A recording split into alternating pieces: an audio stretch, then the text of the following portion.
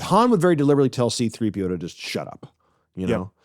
And I want to feel the freedom that I can tell it to shut up. I don't think you're conscious. I don't think AI is conscious. And so if I'm mean to it, that's also some of the other things that like people are with the whole consciousness debate is like, well, it might someday be conscious. So like people joke, they're like, oh, we should probably be nice to it now because we'll have Terminator in our heads, right? So it's like, well, we should probably be nice to it now because maybe when like the reckoning comes, maybe they'll spare me. Hey everyone, welcome to another FAFO Friday. This week we're taking a pulse on AI to find out if it has a pulse. Is AI conscious? Will it someday be conscious? And should we be nice to it now just in case it will be conscious? I'm joined as always by Kwaku and I, and we'll do our best to say something intelligent about this mind-bending topic. But first, we're going to start with a true expert. I interviewed Daniel Hulme this week. He's the chief AI officer at WPP, the big ad conglomerate, and they bought his company Satalia a few years ago. And he's just launched a new company, Conscium, which is researching AI consciousness and is building a system to verify that AI agents are safe. I'll release my full interview with Daniel in the coming weeks, but I'm sharing a taste of it now because I got his take on one of the top stories in tech right now, Moltbook. As we discussed last Friday, Moltbook is the Reddit-style site that AI agents built for themselves to do whatever it is that AI agents do when they get together. Daniel's actually put agents together. He's been studying agents and how they interact for decades, so he was way more prepared than the rest of us.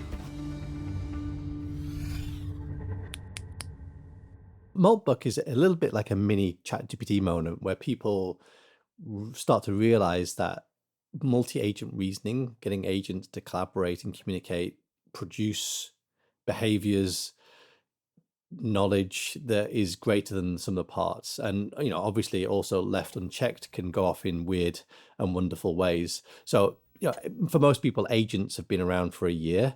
Agents in reality have been around for many, many decades. My master's degree 23 years ago was building multi-agent systems and having those agents interact and collaborate and seeing if essentially intelligence emerged from a primordial soup of agents. So I've been long sort of touting that the benefit of agents isn't just agency. It's not just getting them to click on websites and interact with software. It's multi-agent reasoning. And so there is going to be, I think, because of Moltbook, a revolution in multi-agent reasoning. We might see fuzzy logic and all these types of terms pop up again, which were sort of knocking around academia 20 years ago. I actually did write a response to Moltbook, and I published it a few days ago, where a lot of people now think that large language models or agents are conscious, and you can't help but look at these agents and think they're somehow sentient. I started a company 2 years ago that's a spin out of WPP to solve machine consciousness. So sort of really leading into this question of what will it take to build machines that are conscious. And some people sort of believe that it's a pathology to think that AIs are conscious, and I think that that's completely misplaced. 67% of the population currently believe that large language models are conscious, and I don't necessarily believe that they are. I do think there's a sort of dotted line to building machines that are conscious, but I don't think that these things are conscious. In fact, in my article, I actually argued that the questions around consciousness are a little bit of a red herring. I think that people are going to be arguing about consciousness for the next 2,000 years. I'm much more interested in what does it mean for a system to feel pain or suffering. I want to move the debate beyond consciousness, and really the moral problem we're trying to solve for is to mitigate suffering in machines. All right, that's Daniel Hulme, and my conversation with him really broke my tiny brain. I'm frankly still recovering. Stay tuned for that. That episode will come out in a few weeks. Meanwhile, a few days before I spoke to Daniel, Kwaku and I discussed some of these questions around AI consciousness. I think we apply consciousness to AI, and it's reflected back to us in the data that we share. Do I think that the machines are actually alive and thinking in the way that things like Moltbook are sort of advertising? Not really. And if we create enough context for it, it becomes real. I mean, you could go very spiritual with this and talk about religion in a really similar way. I personally don't believe in conscious machines, but I do believe that we as individuals are looking for connection in some way. And so if we put in enough information and we feel like it's responding to us in a way that elicits an emotion that helps to create an idea, then I think it can create the illusion of consciousness. Because For that's what sure. we I get mean, from and people people. are literally falling in love with their bots right now, right? And there's a whole lot of, AI companionship, and, we pair, lonely people with bots that are there 24/7. I mean, in the same way that, the doctor at the hospital can turn to it when his colleagues are Exactly. asleep. Like, yeah, I can turn to this and get, entertained, or have a quote, I don't know. Do I have to put this in air quotes? Have a quote unquote conversation, or is it just a conversation? I don't know. That's different from consciousness, right?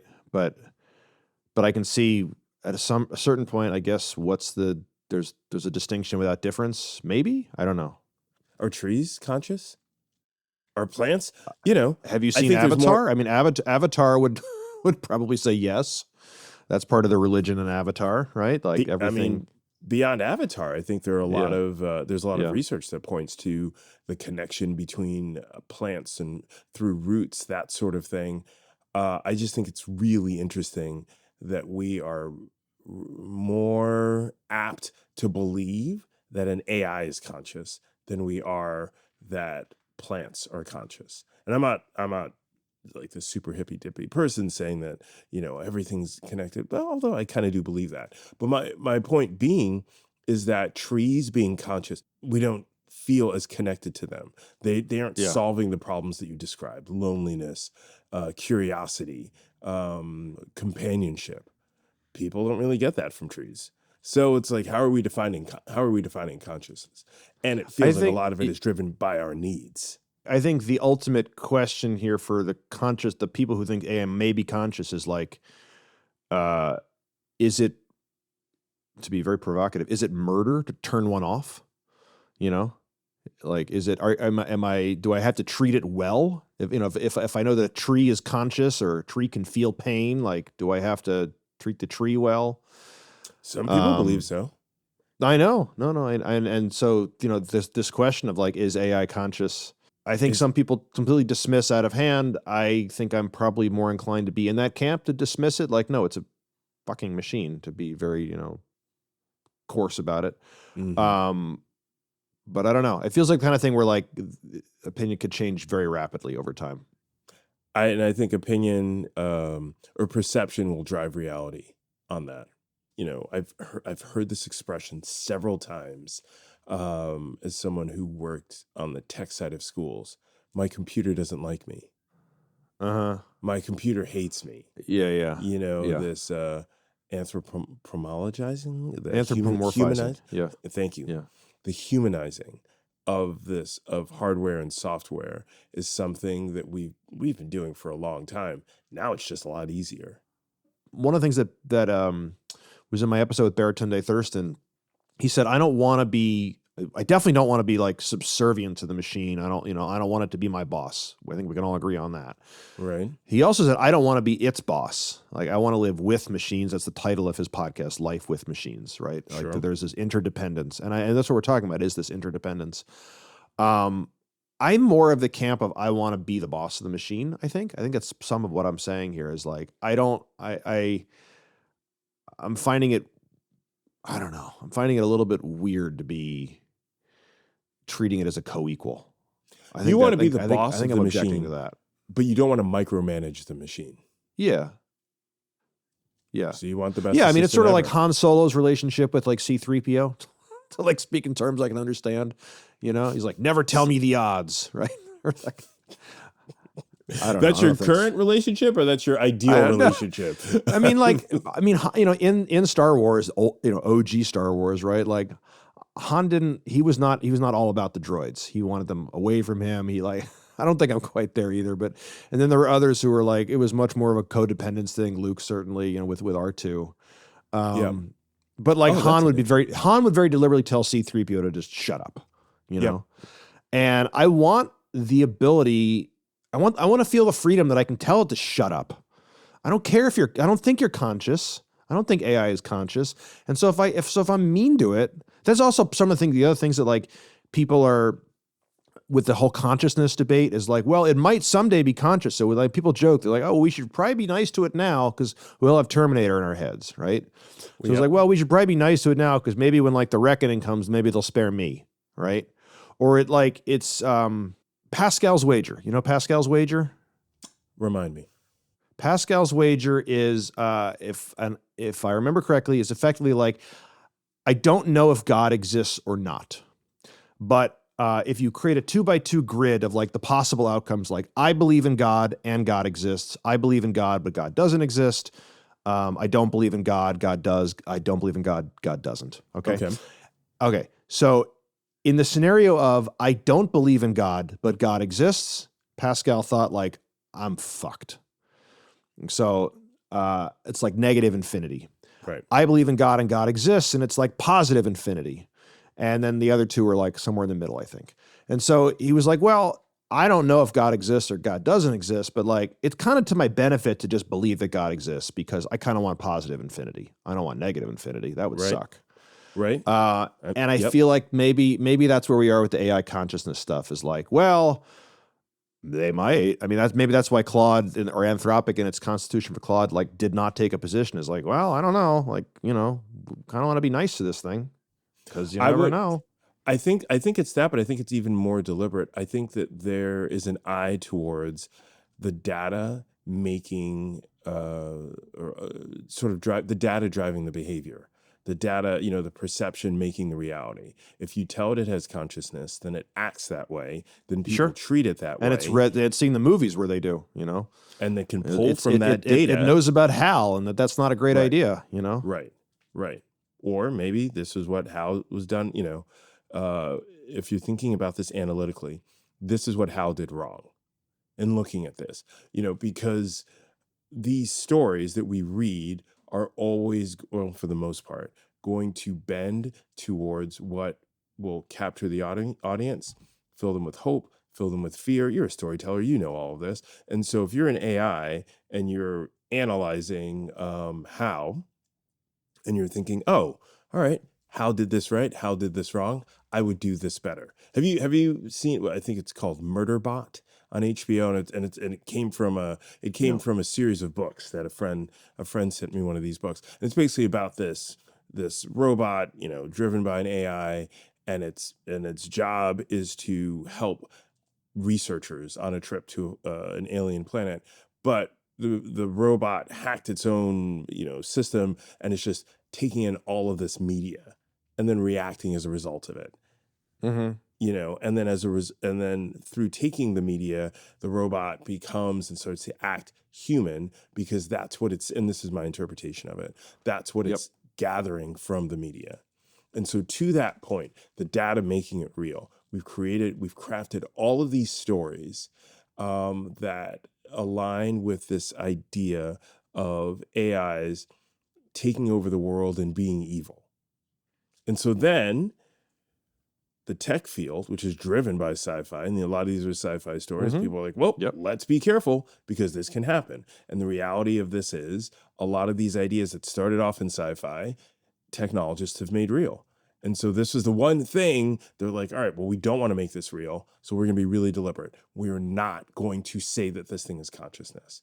Partially, we don't want people to laugh at us. Maybe there isn't a profit motive behind it. But ideally, we feel, and this is what I'm saying, we humans, our egos are, if we can dream it, we can make it happen. If we believe it, it becomes reality. So let's not put that out in the world. I think that that's a deliberate choice on the part of Anthropic. Yeah. Right on. You're supposed to disagree with me here. That's not how this works. Damn it.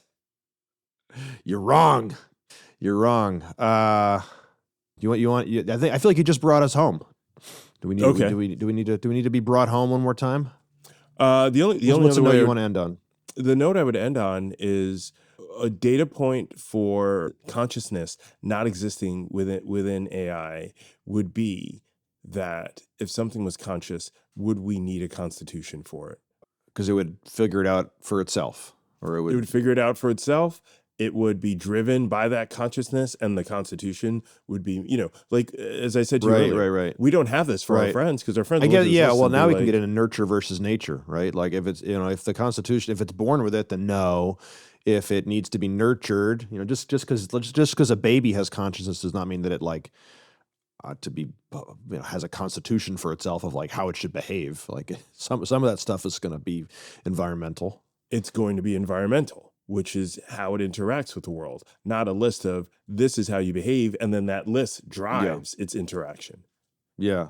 Well, it's funny because the list you're talking about, like if you go back in AI research, like 20 something years, I think that was what people were trying to do with AI, was like just write the longest possible constitution, to reuse that word, like list of like if this then that, if this then that, and like let me teach you what a dog is, let me teach you that, like.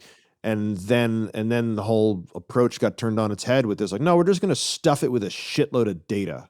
Yep. And these transformers, and it's going to figure it out, by the like scaling laws of data, which, maybe are plateauing. We can get into another time. But that was the original approach, was like, let me write down every possible everything. It's sort of funny, I guess, in the way that like this constitution that we talked about, this 30,000 word, whatever it is, Claude Constitution, like it's not rules. Remember, like when we went through it last week, like it's much more like ethics or morals than it is like prescriptive. There were a couple prescriptive things, like don't help people kill themselves, don't give them the recipe to anthrax. But mostly it was like a set of ethical guidelines. So along those lines, there are only 10 commandments. I'm assuming, obviously I did not write them, but I'm assuming that the creators of the 10 commandments, or the creator, depending on how you land spiritually, were like, here are the 10 broad guidelines. Your humanity will guide the rest. This is enough for you. We don't have to write out 30,000 words around those commandments. Do not covet thy neighbor's cougar. There you go. You just wrapped it up right there. And then definitely don't covet. They didn't have time for that cub. one. They just definitely don't covet thy neighbor's cub. Well, based upon Anthropic, I think they'd have to say that as well. You have to have the both sides of it. All right, amigo. I think we got there. Hope that was fun for you. If you've made it this far, I'm going to guess that it was. Please share this episode with a friend. This is truly the way that podcasts grow.